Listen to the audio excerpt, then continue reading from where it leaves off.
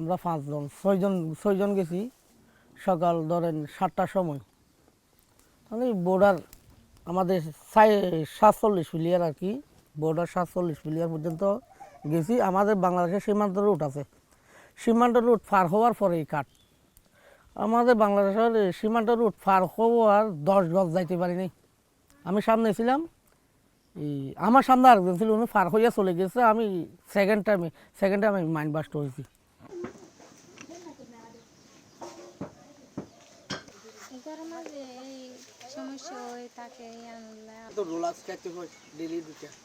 তার সাথে আছে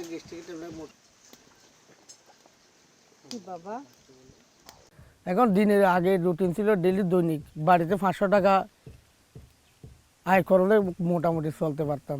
এখন তো 100 টাকাও আয় করতে পারতেছি না। এখন কিভাবে, এটা আপনারাই বুঝেন, অনেক কষ্টকর। এই যে আমার বাচ্চাটা এই শীতের মধ্যে আমি একটা জামা দিতে পারিনি, আর কি বলবো আমি।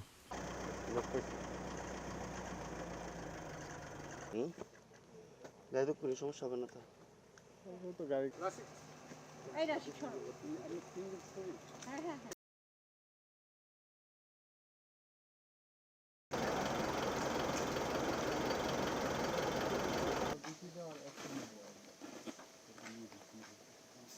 না, এটা তো কোনোভাবেই যৌক্তিক না, এটা তো কোনোভাবেই যৌক্তিক না।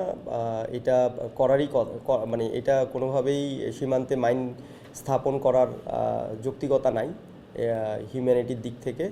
এটা আমার ধারণা বর্তমানে আমরাও আমাদের জায়গা থেকে যতটুকু সম্ভব তাদের অথরিটি যেই থাকুক ওই লেভেলে জানানো হয়েছে। এটার প্রতিবাদ লিপি দেওয়া হয়, প্রেস নোট দেওয়া হয়, প্রেস নোট ছাড়াও তাদেরকে জানানো হয়। বাট this is the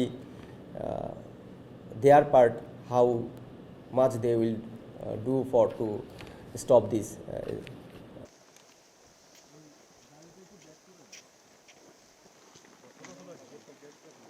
ফুটেজগুলো সুন্দর হবে।